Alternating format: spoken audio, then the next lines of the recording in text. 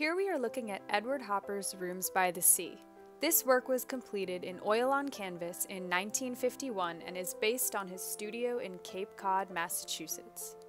Edward Hopper was an American realist painter and printmaker. He was widely known for his oil paintings, but was equally proficient as a watercolorist and printmaker in etching. He created many different scenes, both rural and urban, and they both reflect on his personal vision of modern American life. He began painting these urban and architectural scenes in a dark palette, but then shifted to the lighter palette of the Impressionists before returning to the darker palette that he was comfortable with.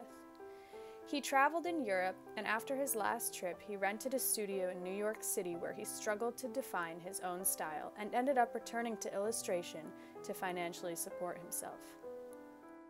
In 1912, Hopper traveled to Gloucester, Massachusetts to seek inspiration and made his first outdoor paintings in America.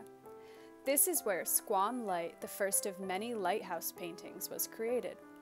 In 1915, he turned to etching, and in 1920, they began to receive public recognition. Some of his notable oil paintings of the time were New York Interior of 1921 and New York Restaurant of 1922.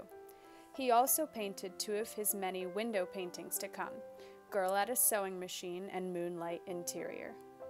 In 1930, the Hoppers rented a cottage in South Truro on Cape Cod where they would return every summer for the rest of their lives.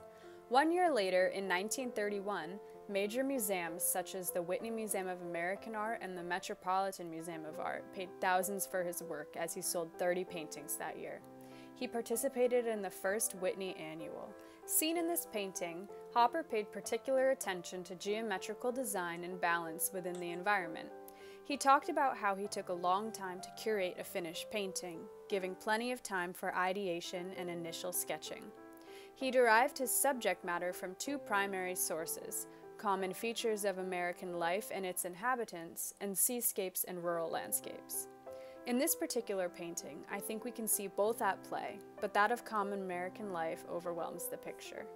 In Rooms by the Sea, Hopper approaches surrealism, where the open door gives a direct view of the ocean without an apparent ladder or steps and no indication of a beach. The narrative of Hopper's paintings are often created by the viewer, and he embraced that in his work. This painting is what he would have seen out of the back door of his studio, which he designed and curated. It was a literal representation of silence and solitude.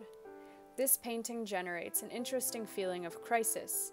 One side of the room seemingly generic, glaring with neutral tones, while the other side is filled with energy and almost asking you to walk out of the door and jump into the sun-soaked water. The original title was Rooms by the Sea, alias The Jumping Off Place, but Hopper removed this title because it was perceived by some to have malign overtones. In his style of painting, similar to Van Gogh's, Hopper used objects as a portrait for himself. He used his surroundings as a metaphor for how he saw his world, creating intimate artworks that only he knew the meaning of. He was able to fill empty rooms with the mystery of existence and his own spirit. Based on this, Rooms by the Sea still generates wonder and debate, since Hopper never released any statement about what it meant to him.